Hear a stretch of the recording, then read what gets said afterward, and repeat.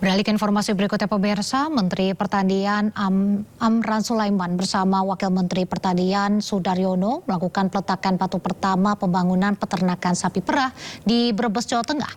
Mega Farm sapi perah ditargetkan mampu memproduksi 180.000 ton susu per tahun, setara dengan 20% dari total produksi susu nasional. Menteri Pertanian Amran Sulaiman melakukan peletakan batu pertama pembangunan peternakan sapi perah berkelas dunia milik PT Global Dairy bersama di Desa Karangbale, Larangan, Brebes. Turut hadir Ketua Komisi 4 DPR RI Titik Soeharto, Gubernur Jawa Tengah Ahmad Lutfi.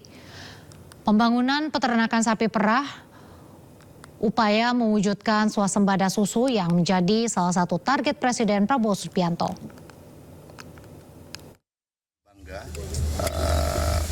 Putra terbaik bangsa membangun untuk industri susu. Ini kita nantikan dan ini adalah harapan Bapak Presiden Republik Indonesia. Ini produksi bisa mencapai 180. Ini bisa mencapai produksi 180 ribu ton per tahun. Nah, ini bisa memenuhi sama dengan 20% dari produksi nasional. Terima kasih, masih di Sindo Sore. Viral adanya perusakan dan intimidasi tetangga di Pacoran Mas, Kota Depok, Jawa Barat. Polisi mendatangi rumah korban. Korban pun sudah melaporkan ke polisi dan kini dalam tahap penyelidikan.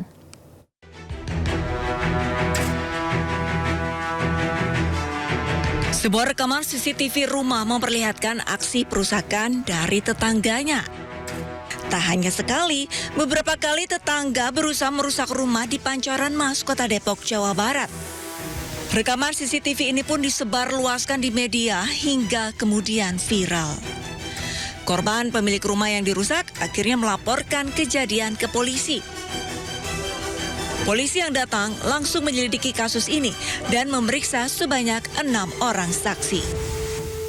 Putra ataupun anak pelapor dan juga terlapor memang kerap kali bertengkar ataupun berantem mengenai hal-hal yang memang diributkan.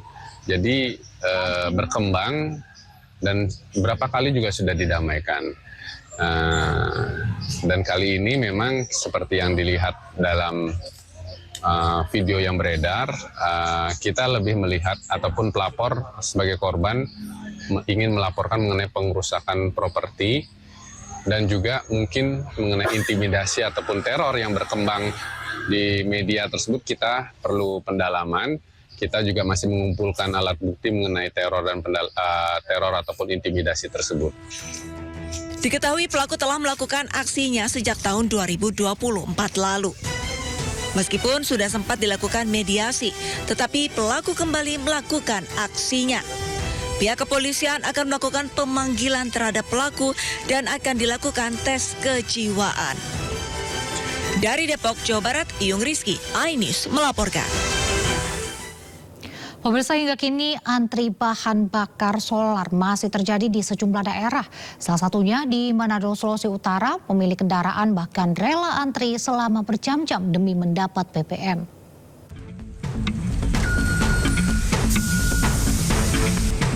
Ratusan kendaraan di Manado, Sulawesi Utara antre selama hampir 2 jam demi mendapatkan BBM solar.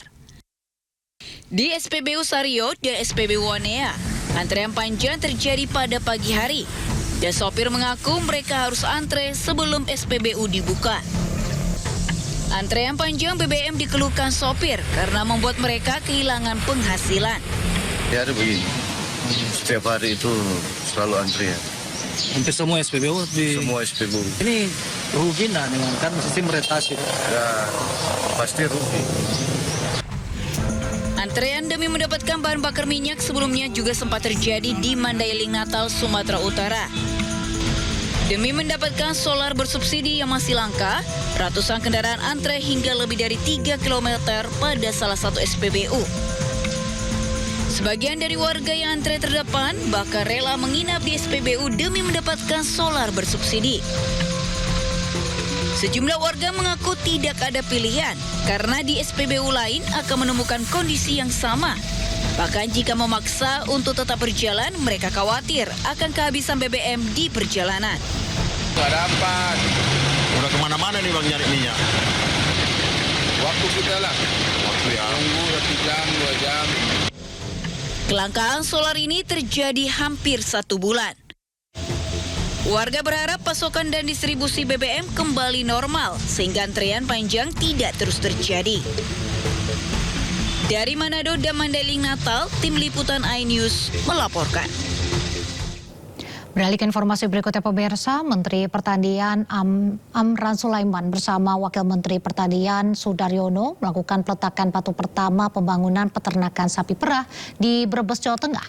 Mega Farm sapi perah ditargetkan mampu memproduksi 180.000 ton susu per tahun, setara dengan 20% dari total produksi susu nasional. Menteri Pertanian Amran Sulaiman melakukan peletakan batu pertama pembangunan peternakan sapi perah berkelas dunia milik PT Global Dairy bersama di Desa Karangbale, Larangan, Brebes. Turut hadir Ketua Komisi 4 DPR RI Titik Soeharto, Gubernur Jawa Tengah Ahmad Lutfi. Pembangunan peternakan sapi perah upaya mewujudkan swasembada susu yang menjadi salah satu target Presiden Prabowo Subianto.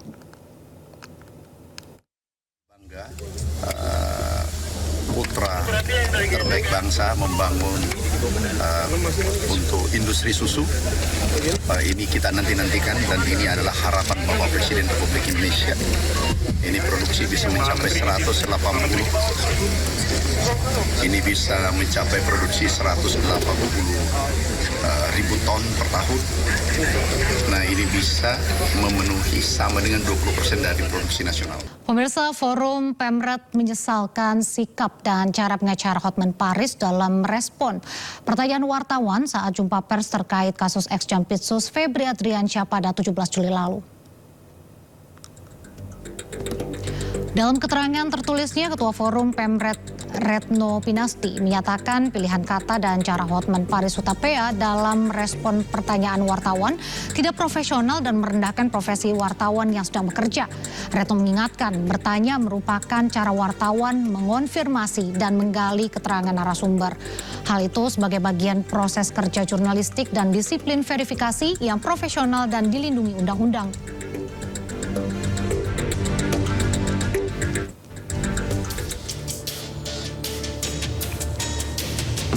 Senada dengan Forum Pemret, Ikatan Jurnalis Televisi Indonesia atau IJTI mengecam pernyataan kuasa hukum Febri Adriansyah Hotman Paris Hutapea.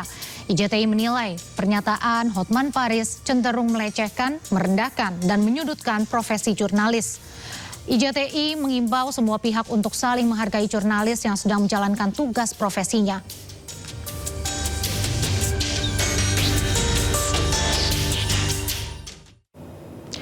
Kritik terhadap Hotman Paris juga datang dari Dewan Pers yang menilai ketidaksetujuan atau ketidaksenangan terhadap pernyataan wartawan. Semestinya disampaikan dengan cara yang beretika. Ketua Dewan Pers Komarudin Hidayat menjelaskan, aktivitas menggali informasi dari narasumber merupakan bagian dari proses jurnalistik yang dilindungi Undang-Undang Nomor 40 Tahun 1999 tentang pers.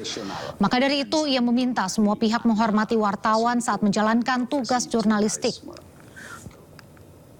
Sikap. Satu, menyesalkan sikap advokat Hotman Paris yang menjawab pertanyaan wartawan dengan ungkapan yang bernada merendahkan. Ketidaksetujuan atau ketidaksenangan atas sebuah pertanyaan oleh wartawan hendaknya ditanggapi dengan cara yang lebih rasional dan beretika. Dua, meminta semua pihak untuk menghormati wartawan dalam melaksanakan kerja jurnalistiknya. Seorang wartawan mengajukan pertanyaan adalah untuk menggali informasi, mendengarkan versi narasumber atas sebuah peristiwa yang itu merupakan bagian dari proses jurnalistik yang dilindungi oleh pasal 4 ayat 3. Undang-Undang Nomor 40 Tahun 99 tentang pers, semua itu merupakan bagian dari upaya wartawan dalam menjalankan perannya seperti diamanatkan dalam pasal 6 Undang-Undang Pers, yaitu memenuhi hak masyarakat untuk mengetahui, menegakkan nilai-nilai dasar demokrasi, mendorong terwujudnya supremasi hukum dan hak asasi manusia, serta menghormati kebinekaan. Juga mengembangkan pendapat umum berdasarkan informasi yang tepat, akurat dan benar, melakukan pengawasan, kritik, koreksi, dan saran terhadap hal-hal yang berkaitan dengan kepentingan umum. Kemudian, memperjuangkan keadilan dan kebenaran. Oleh karena itu, Dewan Pers mengingatkan wartawan untuk selalu mematuhi dan mempedomani Undang-Undang Pers dan Kode Etik Jurnalistik dalam menjalankan profesinya. Pemirsa, Kortas Tipikor Polri telah menahan 2 dari 3 tersangka kasus dugaan korupsi investasi pengadaan batubara untuk PLN Batubara atau PLNBB. Kerugian negara mencapai 38,8 miliar rupiah. Pertama adalah IP selaku Investment Manager PT Perusahaan Pengelola Aset atau PPA, dan tersangka kedua adalah SSN selaku Kepala Divisi Operasional Bintang Abadi Sampurna atau BAS. Sementara itu tersangka SH selaku Direktur PT BAS saat ini berstatus narapidana dalam kasus lain. Kasus ini bermula saat PT BAS memperoleh fasilitas pembiayaan dari PT PPA dengan plafon awal 50 miliar. Namun pada realisasinya total dana yang dicairkan justru membengkak hingga 67,32 miliar melalui 8 tahapan pencairan. Pelanggaran aturan pun ditemukan meliputi ketiadaan verifikasi langsung ke pihak PLN Batubara serta pengabaian keabsahan dokumen pendukung. Kerugian negara berdasarkan perhitungan BPK mencapai 38,8 miliar rupiah. Yaitu yang pertama saudara IT selaku Investment Manager PT Perusahaan Pengelola Aset Persero. Dan yang kedua adalah saudara FSN selaku Kepala Divisi Operasional PT Bintang Abadi Sampurna. Sementara itu untuk tersangka FH selaku Direktur PT Bintang Abadi Sampurna saat ini telah berstatus sebagai narapidana dalam perkara lain dan sedang menjalani pidana di Lapas Salemba. Fasilitas pembiayaan senilai 50 miliar diberikan kepada PT BAS Bintang Abadi Sampurna melalui skema invoice financing. Namun dalam pelaksanaannya dana akhirnya dicairkan mencapai sekitar 67,31 miliar rupiah melalui 8 kali pencairan. Penyidik menemukan adanya serangkaian penyimpangan mendasar antara lain. Pertama, proses due diligence dan analisis risiko tidak dijalankan sebagaimana mestinya.